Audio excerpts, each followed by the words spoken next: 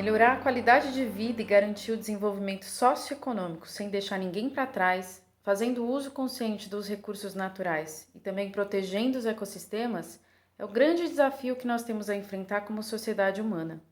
Dentre os caminhos para se alcançar maior resiliência e sustentabilidade nas cidades, nós temos a estratégia de proteção ambiental e fortalecimento dos ecossistemas, que é considerada uma boa prática para a redução de riscos, como aponta o guia Como Construir Cidades Mais Resilientes, que é parte de uma campanha global das Nações Unidas.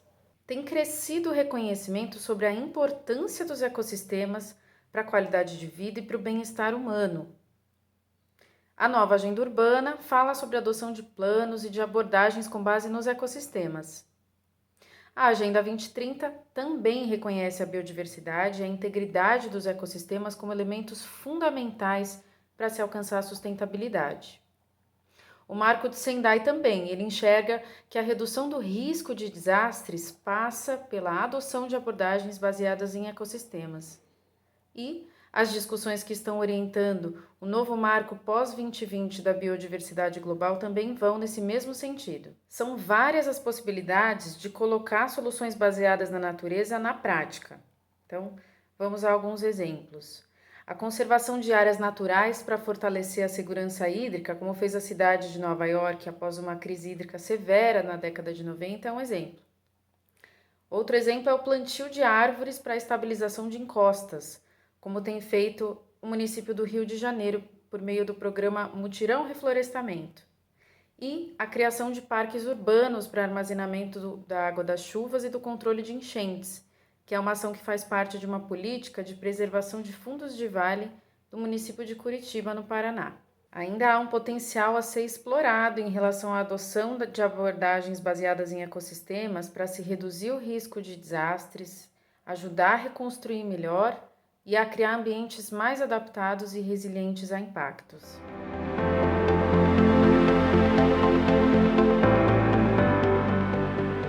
As soluções baseadas na natureza, as chamadas SBN, fazem parte de um conceito guarda-chuva relativamente recente, que abarca diversas abordagens baseadas nos ecossistemas e é um conceito definido pela IUCN, União Internacional para a Conservação da Natureza, como ações para proteger e gerenciar de forma sustentável e restaurar ecossistemas naturais ou modificados que abordam os desafios da sociedade, por exemplo, mudanças climáticas, segurança alimentar e hídrica ou desastres naturais, de uma forma eficaz e adaptativa, ao mesmo tempo em que proporcionam benefícios ao bem-estar humano e à biodiversidade, as duas coisas.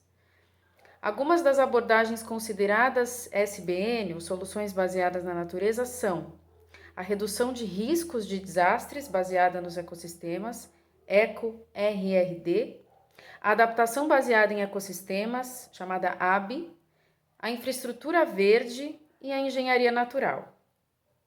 As SBN geram múltiplos benefícios e possuem uma ótima relação custo-benefício.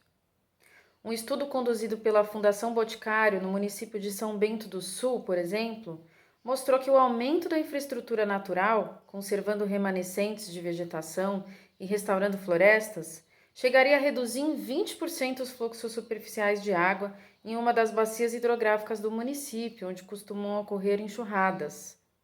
A relação custo-benefício de usar essas soluções foi positiva tanto para evitar a perda de infraestrutura natural existente, quanto para aumentar a sua extensão.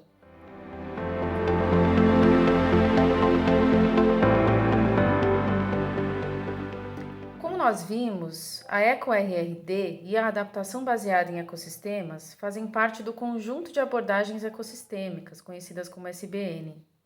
São terminologias diferentes, utilizadas em documentos e contextos diferentes, mas muito similares.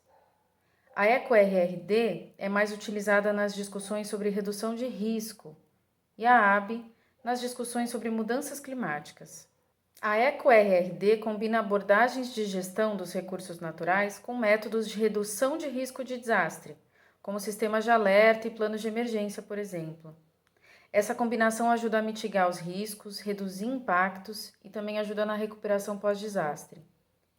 A AB, a adaptação baseada em ecossistemas, foca nos serviços ecossistêmicos e na proteção da biodiversidade como uma estratégia de adaptação às mudanças climáticas. E ela inclui, por exemplo, a criação de áreas protegidas e de corredores ecológicos.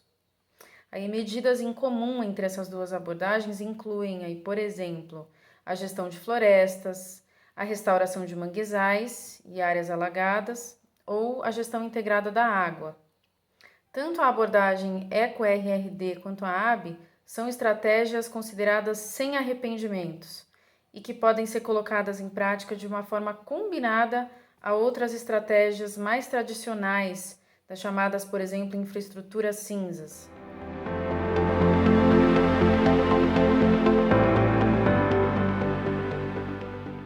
A infraestrutura verde é uma estratégia que pode dar base às abordagens EcoRRD e AB que nós conversamos agora há pouco sobre.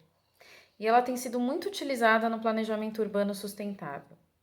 O conceito de infraestrutura verde remete ao planejamento de sistemas interconectados de áreas naturais com múltiplas funções, levando em conta várias escalas, desde um pequeno jardim até grandes áreas protegidas, por exemplo, fornecendo uma diversidade de funções ecológicas, sociais e culturais.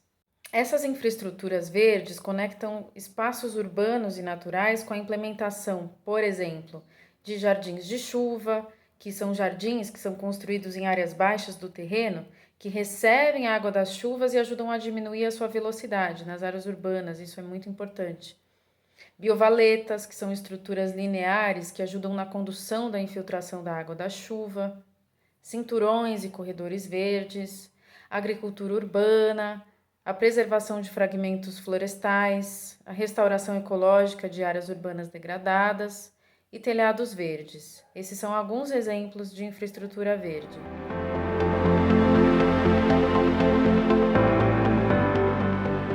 A engenharia natural é um braço da engenharia civil e foca em construção e manutenção de infraestruturas a partir de técnicas e materiais naturais, com menor impacto ambiental e melhor custo-benefício quando se compara com medidas estruturais convencionais. A engenharia natural lança mão de materiais diversos e por vezes já disponíveis nos locais de implementação, como sementes, estacas, rizomas, materiais orgânicos como madeira, fibras orgânicas, materiais inorgânicos também como pedras, e materiais sintéticos como plásticos biodegradáveis e manta geotêxtil, por exemplo.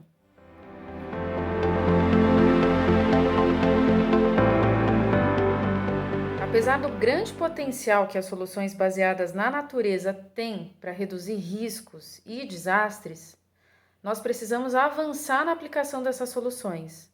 E isso demanda integrar a gestão ambiental e a gestão de riscos, que são gerenciadas por diferentes setores, geralmente.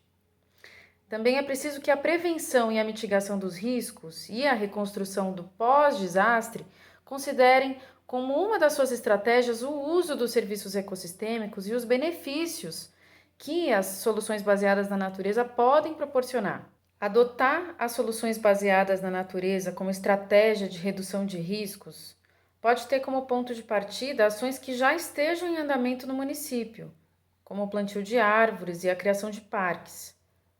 A partir disso e do conhecimento e do mapeamento de riscos, pode-se pensar nas soluções baseadas na natureza com foco na redução de risco, usando os recursos já disponíveis pelo município. Por exemplo, locais mais propensos a inundações podem receber jardins de chuva e árvores, sem que sejam necessários mais recursos financeiros do que aqueles que já haviam sido previstos no orçamento municipal. Aí no médio e no longo prazo, o desafio é ir além dessas soluções mais pontuais, buscando incorporar realmente as soluções baseadas na natureza no planejamento integrado do município, tanto no nível de política quanto de planos, de programas e de projetos, e também a articulação com os outros setores da administração pública. Bom, por fim, é preciso valorizar os ecossistemas para pensar e implementar soluções de redução de riscos e desastres com base na sustentabilidade e na resiliência.